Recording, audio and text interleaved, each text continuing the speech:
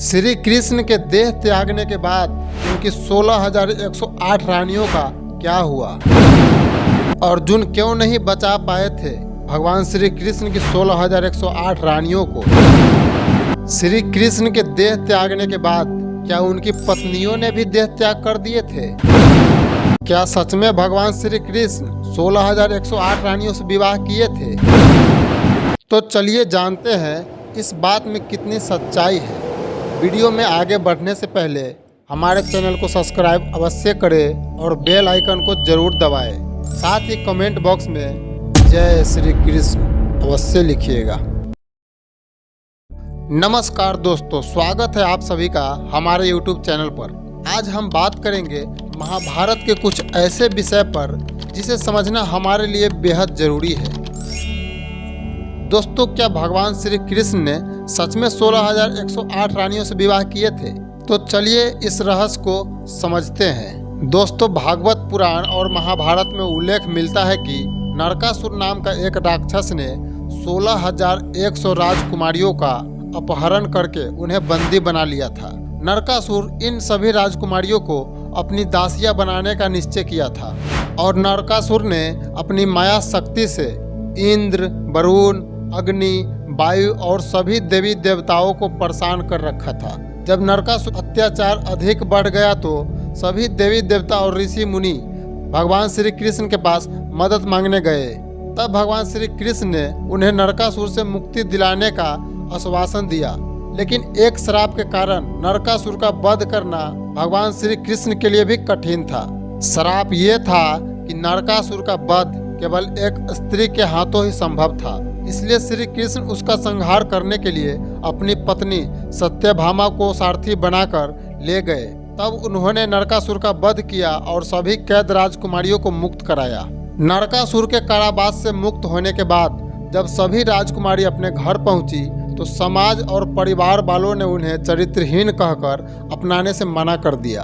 तब सभी राजकुमारियों ने भगवान श्री कृष्ण से मदद मांगी और भगवान श्री कृष्ण ने सभी राजकुमारियों को समाज में इज्जत और सम्मान दिलाने के लिए सभी से एक साथ विवाह कर लिया था।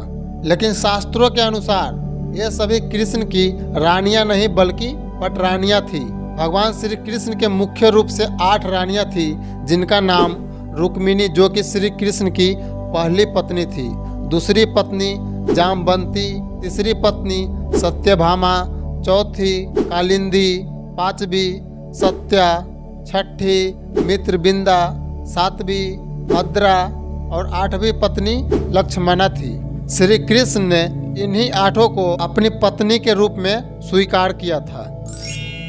दोस्तों, अब बात करते हैं जब भगवान श्री कृष्ण अपना देह त्याग कर वैकुंठ लोक चले गए तब उनकी 16,108 रानियों का क्या हुआ था। कहा जाता है कि भगवान श्री कृष्ण के जाने के बाद ऋषि वेद व्यास ने उन सभी रानियों को आत्मनिर्भर और आध्यात्मिक मार्ग अपनाने की सलाह दी।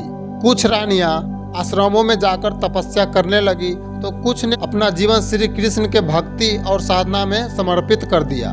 लेकिन कुछ ग्रंथों में उल्लेख मिलता है कि श्री कृष्ण की कुछ रानियों ने सती प्रथा का पालन करते हुए अपने प्राण त्याग दिए थे। उन्होंने अपने पति श्री कृष्ण के बिना जीवन व्यतीत करना असंभव समझा और अग्नि में प्रवेश कर लिया। हालांकि यह बात सभी रानियों पर लागू नहीं होता है, क्योंकि अधिकांश रानियां सती नहीं हुई थी। श्री कृष्ण की कुछ रानियों ने समाज में साधारण जीवन व्यतीत करना स्वीकार कर लिया और अपने लिए नई राह चुनी। वे सामान्य जीवन जीते हुए भक्ति और आध्यात्मिक साधन में लीन हो गई और कुछ रानियां जंगलों में जाकर तपस्या में लीन हो गई।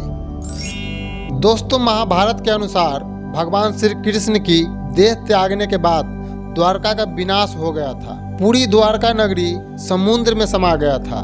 भगवान श्री कृष्ण के वैकुंठ लोक जाने के बाद अर्जुन द्वारका गए थे और उन्होंने श्री कृष्ण की रानियों और द्वारका के लोगों को सुरक्षित स्थान पर ले जाने का प्रयास किया। अर्जुन, जो महाभारत युद्ध के महान योद्धा और धनुर्धर थे, उन्होंने अपने जीवन में कई असंभव कार्य किए थे, लेकिन इस समय उन्हें कई चुनौतियों का सामना करना पड़ा।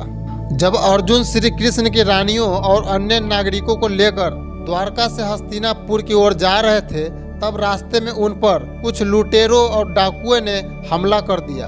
अर्जुन ने उन लुटेरों से लड़ने की पूरी कोशिश की, लेकिन उनका गांडीव धनुष जो महाभारत युद्ध में उनकी सबसे बड़ी शक्ति थी, अब वैसा प्रभावशाली नहीं रहा। अर्जुन के बाणों में वह पूर्व शक्ति और दिव्यता नहीं थी जो कृष्ण के साथ होने पर उन्हें प्राप्त थी। यह घटना इस बात का प्रतीक है कि अर्जुन की शक्ति और उनकी युद्ध क्षमता श्री कृष्ण की दिव्य उपस्थिति और आशीर्वाद पर निर्भर थी। श्री कृष्ण के बिना अर्जुन जैसी वीरता नहीं दिखा पाए जैसे उन्होंने महाभारत के युद्ध में दिखाई थी। लुटेरों ने रानियों को बंदी बना लिया और कई रानियों का अपहरण कर लिया। अर्जुन के हाथों यह विफलता इस बात को भी दर्शाती है कि समय और परिस्थितियां किसी को भी कमजोर बना सकती है। अर्जुन जो महाभारत में महान योद्धा थे, अपनी पूरी कोशिश के बावजूद श्री कृष्ण की रानियों को नहीं बचा पाए। इस घटना के बाद अर्जुन अत्यंत दुखी और निराश हो गए थे। इस कथा का आध्यात्मिक अर्थ यह है कि दिव्यता और शक्ति केवल व्यक्तिगत क्षमता पर निर्भर नहीं होती है, बल्कि ईश्वर के आशीर्वाद और उनकी उपस्थिति पर भी निर्भर करती है। अर्जुन की पराजय हमें यह सिखाती है कि मानव की शक्ति सीमित होती है और ईश्वरीय कृपा के बिना महानतम योद्धा भी असफल हो सकते हैं। अंत समय में भगवान श्री कृष्ण की रानियों का जीवन दुखद परिस्थितियों में समाप्त हुआ।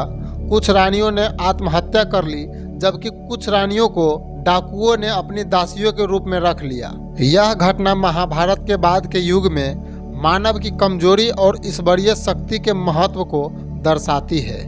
तो दोस्तों, ये थे महाभारत के कुछ रहस्य जिसे हमने इस वीडियो में जाना है। अगर आपको ये वीडियो पसंद आया हो तो इसे लाइक और शेयर जरूर करें। साथ ही अपने विचार हमें कमेंट सेक्शन में बताएं। ऐसे ही रोचक वीडियो के लिए हमारे चैनल को सब्सक्राइब करना ना भूलें। मिलते हैं आपसे अगली वीडियो में, तब तक के लिए धन्यवाद।